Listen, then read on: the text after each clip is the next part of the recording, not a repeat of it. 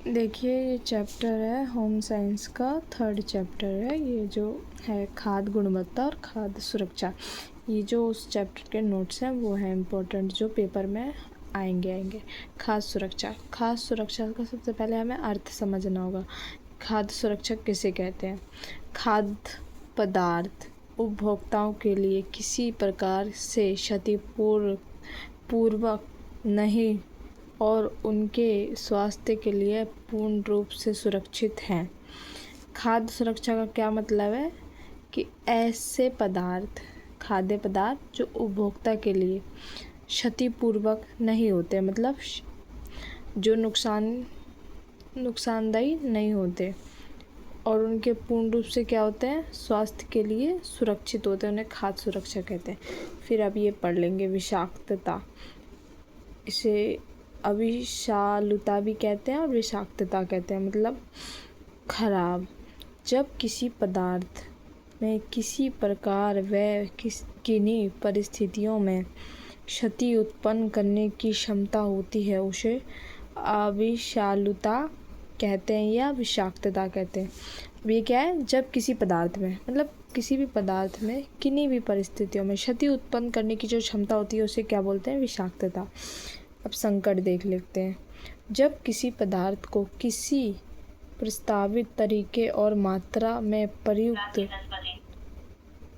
ना किया जाए जिसके फलस्वरूप क्षति हो सकती है। जैसे कि इसमें क्या है, जो उसकी मात्रा है उसमें किसी प्रकार से कमी कर दी जाए जो उसे ज़रूरत है, या किसी प्रकार का नुकसान कर दिया जाए तो उसे संकट कहते हैं। ठीक है, अब ये पढ़ते हैं।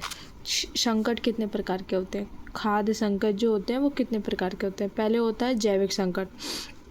जैविक संकट किन किन चीज़ों से फैलता है? एक संक्रमण से और एक विषाक्तता।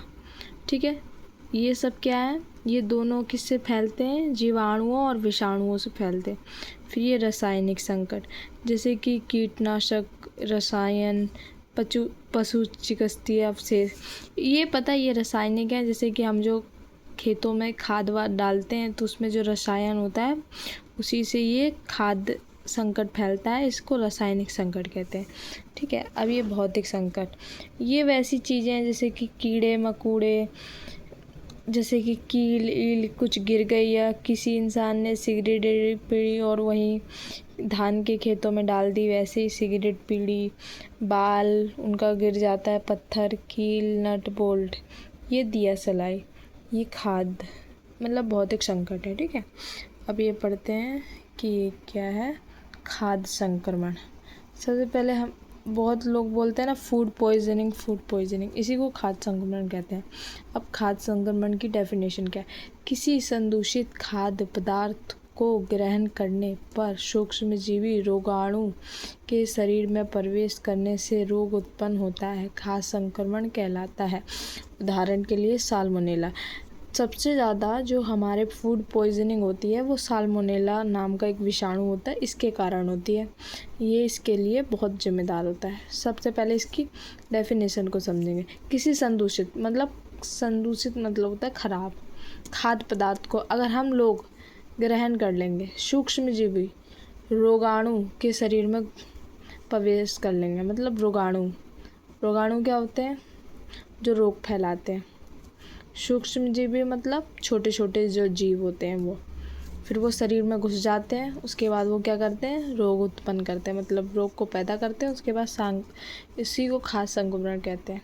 ठीक है, ये खराब खाने से होता है, जैसे कि बाहर कोई खाना रखा रहेगा और उसी को जाएंगे और पिज़्ज़ा बर्गर जैसे कि बाहर रखे रहेंगे तो वो ख़राब हो जाते हैं, तो उन्हीं को हम खा लेते हैं, तो इससे फूड पॉइजनिंग होती है।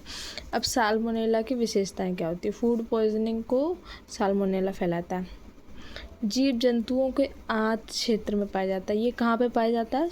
आंतों में। इंसान के भी आंतों में पाया जाता है और वैसे जो जंतु होते हैं जानवर, उनके भी आंतों में पाया जाता है। ठीक है, इसको गर्म करने पर ये नष्ट हो जाता है। मतलब साल्मोनेला को अगर हम गर्म करते हैं तो नष्ट हो जाता है। जैसे कि और ये किस तरीके से फैलता है? अगर सही ढंग से खाना नहीं पकता ना तो उसके कारण। ठीक है, अब साल्मोनेला कच्चा किस चीज़ में पाया जाता है? साल्मोनेला कच्चा मांस में पाया जाता है, कच्चा दूध में, अंडे में, मतलब ऐसी जो चीज़ें जो प्रोटीन से बनी होती है उनमें साल्मोनेला पाया जाता है।